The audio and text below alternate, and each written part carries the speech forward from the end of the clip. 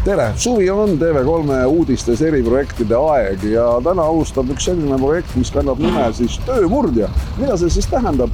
Paneme ennast teise olukorda oma igapäevasest rutiinist välja ja läheme teeme kuskil lihtsalt mingit muud teist tööd. No ilmselt selle riietuse järgi võib juba arvata, millega mul täna tegemist on või kelleks või mis tööd ma tegema lähen. Aga kõigepealt ikkagi läheme natukene ajast tagasi ja eelmise aasta novembrikuusse, kus siin täpselt selle sama koha peal üht-teist põnevat juhtus.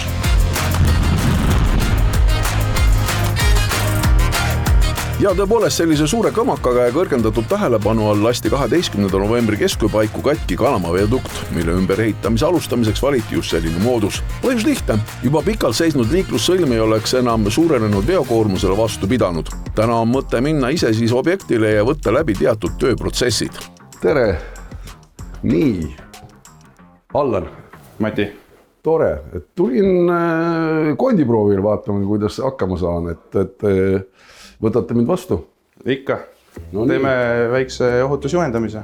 Aga vaatame üle, kuidas siis asjad siin käivad või? Alustame põhilisest. Helkur vest, kiiver, turvajalannõud. Prügime maha ei viska, suitsetamiseks on omad kohad.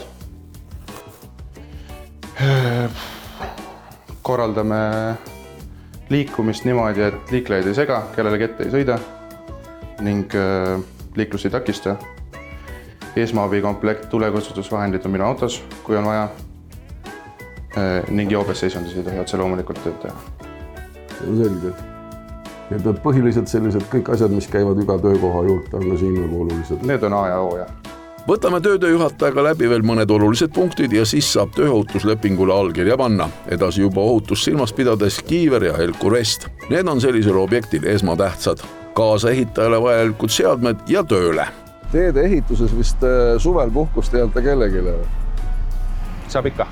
Saab. Aga peab olema õigesti ajastatud. Esimene proov ja töö on pinnase tasandamine vastkülvatud muru puhul. Minu esimene mentor sellel teel on Imre, juba staažikas masinist.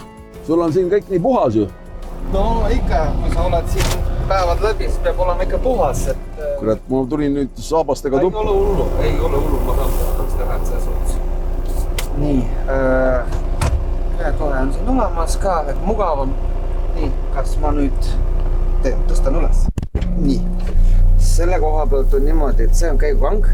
Nii. See on nagu omad käigukast. Nii. Praegu on käsipidur peal. Nii. Tõmmata enda poole. Ei, vibra ära võetud.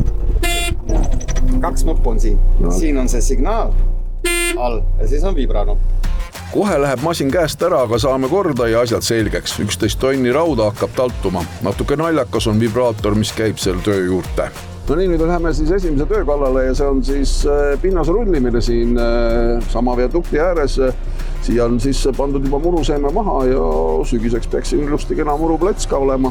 Ja siis minu töö on seda pinnast siis rullida, kõik need jäged ära kaotada siin, et see pärast jääks selline ilus sile. No vaatame, kuidas see mul siin välja tuleb. Siin on siis vibratsioon ka sees, vibratsioon on siin vajalik, et see pinnas paremini tihenduks. Kitsas on siin kabiinis kindlasti, et me siin päris ära ei mahu kenasti, aga see selline vibratsioon, see on selle töö omapära ja see käib selle töö juurde, et muidu lihtsalt see kvaliteet on nii palju kehvem. Niimoodi siis see käib. Ikka edasi ja tagasi nii terve päeva, sest teede ehituses peab olema kõik väga hästi ettevalmistatud pinnasel. Väga tore töö. Võib-olla natuke igav, aga kui välja tuleb, siis tuleb nagu selge eest tulla, siis nagu suured autojuhid ja rekamehed, siis samamoodi, et selge eest. Selge eest tuleb välja tulla, võt praegu ma eksisin. Ja kuidas praegu tundub, et ikka väiksed vaalud teid peale siin? Ei, see ei ole hullu, et pärast staatiliselt teeb üle ja siis vaalud on ära läinud.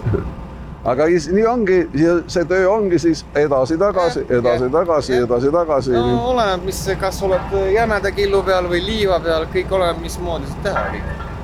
Peab vastu küll? Jaa, ma olen 6 aastat tööd teinud temaga ja 8000 tundi on ees ja rahu. 8000 tundi. Teerull. Aga päev on alles noor ja töid sellel objektil jagub. No nii, Karl, me oleme sinuga siin tulnud uue ülesande juurde. mis see on ja mis tööd sa siin praegu teed ja mida ma saan ka natukene siis proovida? See on siis GNSS mõõdistaja. See aitab meil siis arvutis tehtud mudelid põhiliselt reaalselt maha märkida. Arvutis tehakse siis koordinaatsüsteemidele kõik ära ja siis see näitab täpselt asukohta, kus midagi on. Et praegu mul on aktiveeritud siis meie asfaldi servade piir. Et selle kaudu me leiame täpselt, kus maalt siis asfalt peaks jooksma. Tulge siis siia vahe peale näiteks. Võite kuskil siia maha panna. Ja nüüd ma võin seda spreid hoida lihtsalt. Ja kui te proovite siin nüüd selle loodi saada.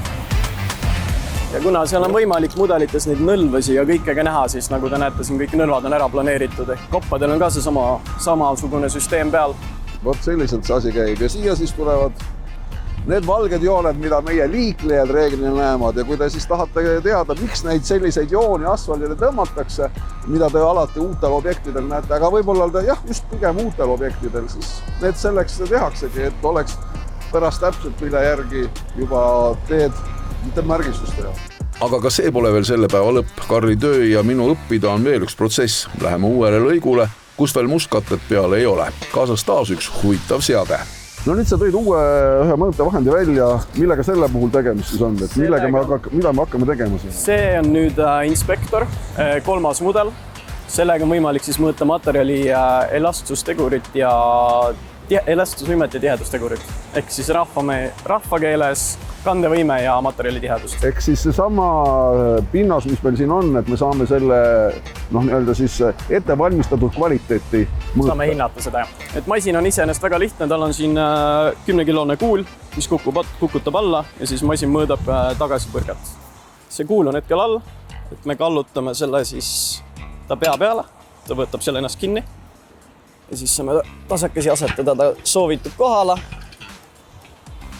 Ja siis kui ta ütleb, et on katseks valmis, siis hoiame seda masinat kinni ja saame vajutada starti.